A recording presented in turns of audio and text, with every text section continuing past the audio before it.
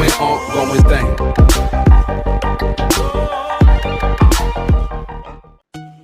Welcome to the official channel of Tabish Siddiqui. Friends, आज मैं आपके साथ नेटवर्क मार्केटिंग से रिगार्डिंग, डायरेक्ट सेलिंग से रिगार्डिंग ऐसे 3 सी के बारे में डिस्कस करने वाला हूं, जो 3 सी को हमें डायरेक्ट सेलिंग के अंदर कभी भी नहीं करना है। पहला सी फॉर कंफ्यूज।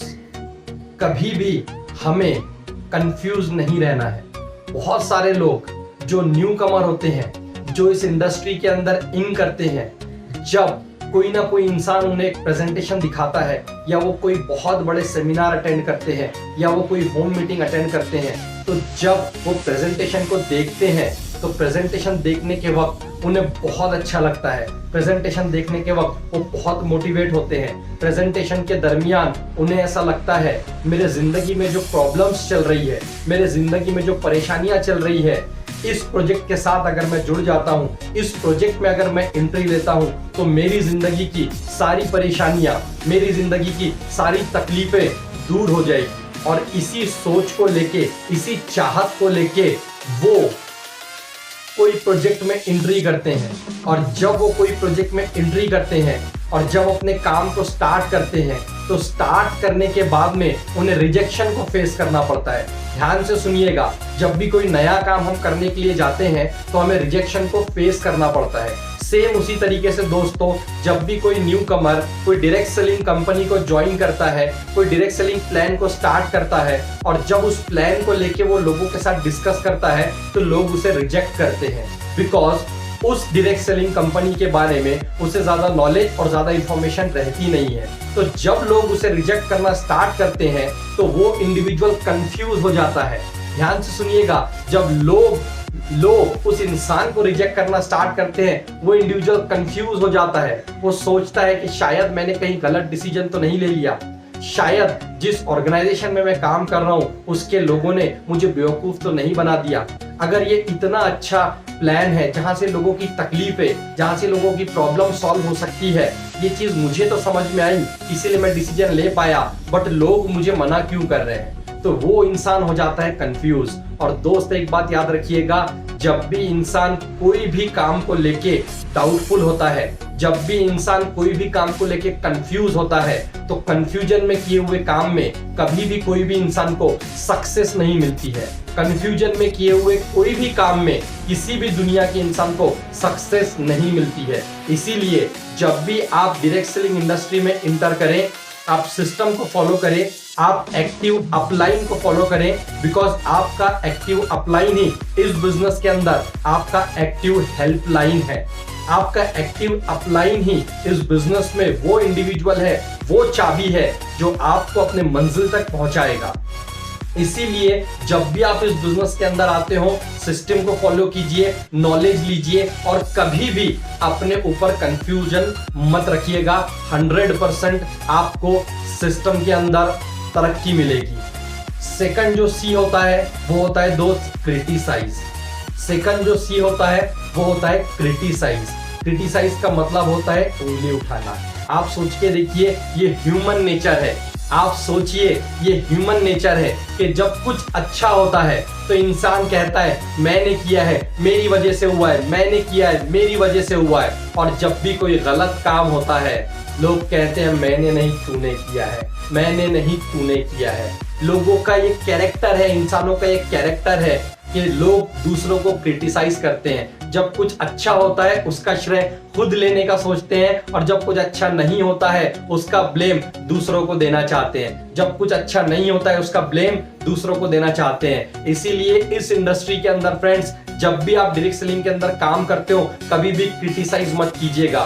बहुत सारे लोगों का जब रिजल्ट नहीं आता है तो वो अपने टीममेट्स को क्रिटिसाइज करते हैं। बहुत सारे लोगों का जब रिजल्ट नहीं आता है वो अपने अपलाइन को क्रिटिसाइज करते हैं। बहुत सारे लोग कंपनी को क्रिटिसाइज करते हैं। बहुत सारे लोग कंपनी के प्लान को क्रिटिसाइज करते हैं। बहुत सारे लोग कंपनी के प्रोडक्ट को क्रिटिसाइज करते हैं। बहुत सारे लोग कंपनी के पे आउट सिस्टम को क्रिटिसाइज करते हैं। दोस्त, एक बात याद रखिएगा, जो भी इंसान सक्सेसफुल बनना चाहता है वो कभी भी किसी को क्रिटिसाइज नहीं करता है। फ्रेंड्स, हम अगर सक्सेसफुल बनेंगे, चाहे हम किसी भी इंडस्ट्री में काम कर रहे हो, चाहे हम किसी भी कंपनी में काम कर रहे हो, चाहे हम किसी भी प्रोफेशन में काम कर रहे हो, अगर हम सक्सेसफुल बनेंगे हम खुद की वजह से बनेंगे, और अगर हम फेलियर बनेंगे तो भी हम खुद की वजह से बनेंगे। हमें अगर सक्सेसफुल बनना है इन एनी प्रोफेशन, उस प्रोफेशन के बारे में हमें इंफॉर्मेशन लेना पड़ेगा, उस प्रोफेशन के बारे में हमें नॉलेज लेना पड़ेगा, उस प्रोफेशन की छोटी छोटी बारीकियों को हमें समझना पड़ेगा, और सब कुछ सीखने के बाद हमें उस प्रोफेशन में काम करना पड़ेगा। अगर हम कंसिस्टेंसी के साथ, अगर हम कमिटमेंट के साथ, अगर हम हार्डवर्क के साथ, अगर हम पैशंस के साथ, अगर हम अपने पैशन के साथ अगर हम काम करेंगे, 1001% गारंटी है फ्रेंड्स कि हमें सक्सेस मिलेगा। इसीलिए सक्सेसफुल इंसान का एक क्वालिटी होता है कि वो कभी भी किसी को क्रिटिसाइज नहीं करता है। इसीलिए कभी भी सेकंड सी मत कीजिए, लोगों को क्रिटिसाइज मत कीजिए। फर्स्ट इज कंफ्यूज, कभी भी अपने ऊपर डाउट मत रखिए। Second one is criticize and the third one is complain. कभी भी कोई भी चीज को लेके लाइफ में कंप्लेन मत कीजिए, किसी के भी सामने कंप्लेन मत कीजिए, क्योंकि आपको पता है कि जो खाली बर्तन होता है वो बहुत जोर से बजता है। खाली बर्तन बहुत जोर से बजता है। चिल्लर जब आपके जेब से नीचे गिरती है तो उसकी खनखनाने की आवाज आती है, लेकिन नोट जब गिरती है दोस्त, उसकी कभी भी आवाज नहीं आती। आप सोच के देखिए, अगर एक 2000 के नोट को आपने हाथ में लिया और 2000 के नोट को आपने कितना भी फोल्ड किया, उसे कितना भी आपने रब किया, उसे आपने कैसी भी हालत में कर दिया, लेकिन बाद में जैसे आप उस नोट को सीधा करोगे तो दुकानदार उसका वैल्यूएशन 2000 रुपए का ही देगा। आप किसी से चेंज मांगने के लिए जाओगे, वो 2000 के चेंज ही आपको देंगे। तो आप सोच के देखिए दोस्त, जब एक कागज का टुकड़ा कितना भी परेशान होने के बाद आपने उसको ह्यूमिलेट किया, आपने उसको मोड़ा, तोड़ा, मरोड़ा, फिर भी उसका वैल्यू कम नहीं हुआ, तो हम तो जीते जागते इंसान हैं, हमारा वैल्यू कैसे कम हो जाएगा? फ्रेंड्स, अगर हमें जिंदगी में कुछ बहुत बड़ा करना है तो कंप्लेनिंग एटीट्यूड को हमें छोड़ना पड़ेगा। एक बहुत बड़े लीडर, आप देख लीजिए, आप महेंद्र सिंह धोनी की बात कीजिए, आप दुनिया के किसी भी लीडर को उठा के देखिए, जीत का श्रेय वो अपने टीम को देता है, जीत का श्रेय वो अपने टीम को देता है, और हार का श्रेय वो अपने सर पे ले लेता है। फ्रेंड्स, अगर हमें डायरेक्ट सेलिंग के अंदर कुछ बहुत बड़ा करना है तो कभी भी हमें कंप्लेन नहीं करना है।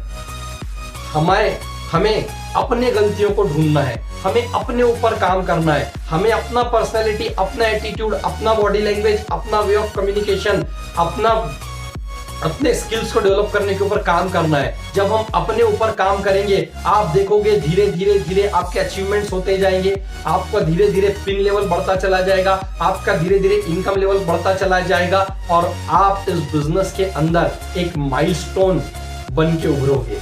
तो इसीलिए फ्रेंड्स, कभी भी लाइफ में डायरेक्ट सेलिंग के अंदर कंफ्यूज, क्रिटिसाइज एंड कंप्लेन मत कीजिए। ये 3 सी जिंदगी में कभी भी डायरेक्ट सेलिंग इंडस्ट्री में मत कीजिएगा।